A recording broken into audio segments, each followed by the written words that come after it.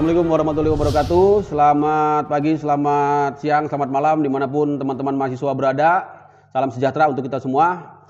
Sekarang kita akan masuk ke pertemuan kedua teman-teman tentang ilmu negara. Kemarin di pertemuan pertama kita sudah bahas ya tentang pengertian ilmu negara ya, kemudian juga tentang hubungannya ya dengan mata kuliah yang lain ya, terutama mata kuliah yang membahas tentang negara sebagai objek, yaitu mata kuliah hukum tata negara, hukum administrasi negara, dan mata kuliah hukum antar negara atau mata kuliah yang disebut dengan hukum internasional ya teman-teman. Sekarang kita masuk ke bahasan yang lebih ya dalam lagi tentang ilmu negara, yaitu tentang fungsi ilmu negara ya. Jadi tadi seperti kita sama-sama pahami ya, jadi ilmu negara ini merupakan ya suatu ya mata kuliah ya yang khususnya mempelajari tentang negara ya, dan memiliki fungsi teoritis ya, dan juga sebagai mata kuliah penolong ya sebelum kita mempelajari mata pelajaran pokok ya. Dan juga ya perlu dipahami di sini ya, ilmu negara merupakan pokok acara yang perlu diterangkan ya mengenai tempat dan fungsi ilmu negara. Berlaku pula ya mata pelajaran ya pengantar lain seperti pengantar ilmu hukum. Jadi memang tidak bisa kita juga lepaskan nanti dengan pengajaran dari PIH. Itu kita ulas lagi sedikit ya. Kemudian kita ulas juga sedikit kembali kita refresh tentang hubungannya dengan hukum tata negara ya, dan juga hukum administrasi negara ya. Itu kemarin sudah kita jelaskan. Saya kira nanti teman-teman silakan dibaca saja di slide-nya ya. Ini hanya sekedar merefresh saja. Jadi hubungan ilmu negara dengan ilmu pengetahuan yang lain ya, di mana kedudukan ya sebagai mata pelajaran tambahan tadi ya dalam rangka pendidikan ahli hukum atau ahli ilmu negara gitu ya. Nah, ini yang sangat penting sekali ya, yang perlu kita pahami tentang sumber ilmu negara ya. Kemarin sudah saya sampaikan, memang ya untuk ilmu negara yang kita pelajari ini kita mengambil sumber dari Eropa kontinental ya. Mengapa dari sumber Eropa kontinental? Karena memang ya pendiri ataupun bapak dari ilmu negara ini yaitu George Jelinek ya, di dalam bukunya yang kemarin sudah sama-sama kita pahami, yaitu ilmu negara umum ya, Algemeen Staatslehre ya. Dia mengambil ya bahasan ilmu negara ya kuno ya, yang juga berasal ya dari zaman Renaissance ya sampai bahkan juga di zaman Yunani ya. Kemudian juga yang sumber kedua dari sumber Eropa kontinental ini, selain berdasar dari sumber bahasan tentang hukum Romawi ataupun hukum Yunani, juga kita akan mengambil ya dari hukum yang modern ya, yaitu hukum yang berasal ya dari zaman Renaissance hingga saat ini. Yang perlu kita pahami ya, di dalam sistem hukum Eropa itu ada dua kelompok besar ya, mazhab ya ataupun tradisi ya, ataupun sistem hukum, yaitu sistem hukum Anglo-Saxon ya, atau juga disebut sistem hukum common law, dan juga ya sistem hukum yang disebut dengan sistem hukum civil law ya. Itulah sumber daripada ilmu negara. Nah, sekarang kita akan bandingkan ya pendapat-pendapat para pakar ya yang membahas tentang ilmu negara ya. Yang pertama ya, yang sangat penting sekali ya, ini menjadi pendapat yang sangat menjadi referensi, yaitu yang dikeluarkan oleh Profesor ya Smith ya, Profesor Smith di dalam bukunya ya.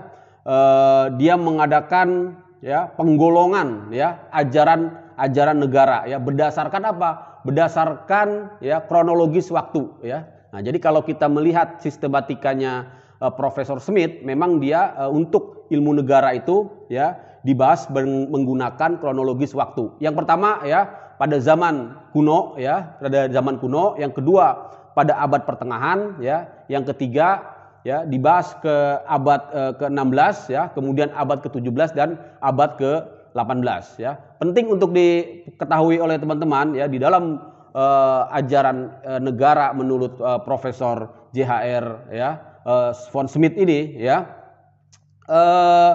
dia itu juga mencantumkan ya ajaran negara dari beberapa ya sarjana ya yang sangat penting ya di dalam ilmu negara ya, misalnya Machiavelli ya, Thomas Morus ya, Bodin ya, kemudian juga De Groot ya, kemudian juga Hobbes ya, John Locke ya, dan juga Montesquieu dan Rousseau ya. Itu yang kemudian dimasukkan ke dalam tadi pembahasan ilmu negara berdasarkan kronologi waktu ya. Jadi itu yang perlu teman-teman pahami ya. Kemudian di buku keduanya dari Profesor von Schmidt ini ya, beliau ya membahas ilmu negara ya berdasarkan menggunakan dasar-dasar waktu tadi ya, menurut ajaran ya. Jadi menurut ajaran para tokoh-tokohnya ya, dengan menambahkan klasifikasi sesuai dengan kesamaan dalam ajarannya. Ya, jadi kalau yang buku pertama tadi menggunakan metode kronologis ya, artinya berdasarkan waktu ya, timeline ya, sedangkan di buku keduanya dia lebih menggunakan penggolongan berdasarkan kesamaan ajaran ya. Jadi ada yang buku pertama misalnya buku kedua ini misalnya tentang mazhab sejarah ya, tentang mazhab restorasi ya, kemudian juga tentang mazhab historis ya. Intinya menggolongkan para tokoh-tokoh tadi tidak berdasarkan waktu mereka hidup ya, atau mengeluarkan ajaran, tapi lebih kepada kesamaan pandangan ajaran-ajaran bernegara. Itu ya teman-teman, mudah-mudahan bisa dipahami. Yang pelan-pelan ini intinya ada berbagai cara untuk tadi menjelaskan tentang ilmu negara, terutama menurut ilmu negara yang disampaikan oleh von Schmidt ya. Nah, kemudian teman-teman perlu pahami juga selain Profesor von Schmidt ya, ini teman-teman catat ya, yang kedua adalah Sabin ya, George Sabin. Ini juga mengeluarkan buku yang sangat fenomenal ya, A History of Political Theory. Teman-teman silakan cari ya, saya kira bisa didapatkan lah ya dengan metode dengan proses dari browsing ya. Ya intinya beliau ini membagi ya, kalau kita perhatikan di sini George Sabin ini membagi ilmu negara itu ya pembahasannya ke dalam 3 bagian ya. Pertama, theory of the city state ya, artinya dia membahas ya teori kenegaraan ini pada saat dulu ya, pada saat masa-masa ya negara kota ya. Yang kita tahu negara kota itu atau city state itu ya berkembang di masa ya Yunani ya, yang disebut dengan polis ya. Kemudian bagian kedua, the theory of universal community ya. Jadi dia memperluas bahasannya, tadi bahasan kecil tentang city state, kemudian bahasan yang lebih luas lagi tentang universal community ya. Jadi sudah membahas tentang masyarakat internasional ya, masyarakat universal. Kemudian di bagian ketiganya membahas tentang national state ya. Jadi lebih fokus lagi kepada negara dalam pengertian negara kebangsaan ya, atau national state. Nah, itu yang teman-teman perlu pahami. Kemudian kita juga perlu lihat ya pendapatnya Hermann Heller ya berkaitan dengan ajaran negara ya. Dalam bukunya Stadtlehre ya, dia berbeda dengan kedua contoh tadi ya. Apa bedanya ya? Di sini kalau kita perhatikan ya di slide ya, teman-teman bisa lihat ya, dia menggunakan membanding-bandingkan gitu ya, membandingkan ya ajaran negara ya dari para sarjana itu ya, kemudian berkesimpulan bahwa perkembangan ya dari era modern ya didorong oleh 2 aliran besar. Nah, nanti teman-teman harus tahu ada 2 aliran besar dalam ilmu negara yang itu berasal dari pendapatnya Hermann Heller ya. Apa itu 2 aliran besar itu ya? Nah, kita akan lihat ya di slide berikutnya, masih di slide ini ya. Kita bisa lihat di bukunya ya, yaitu Zwei Großströmungen ya, bukunya Zwei Großströmungen atau 2 aliran besar ya, di halaman 20 ya bukunya. Dia mengatakan ada 2 aliran besar atau 2 mazhab besar ya di dalam ilmu negara ya, termasuk juga nanti kita akan kaitkan dengan ilmu hukum, yaitu mazhab yang disebut dengan mazhab normatif ya dan mazhab sosiologis ya. Mazhab normatif ya dan mazhab sosiologis. Ini nanti sangat terkait ya dengan ilmu hukum, karena di dalam ilmu hukum juga kita mengenal ada dua aliran besar ya yang itu sangat mempengaruhi cara pandang ya orang tentang hukum, yaitu aliran yang disebut dengan aliran normatif ya atau aliran ya positivisme ya yang kita sama-sama pahami. Kemudian aliran yang kedua yang disebut dengan aliran atau mazhab sosiologis ya, mazhab sosiologis. Mazhab sosiologis ini nanti kita akan kaitkan ya dengan yang namanya hukum alam ya, dengan hukum kodrat ya, yaitu yang memandang bahwa hukum itu tidak hanya peraturan perundang-undangan yang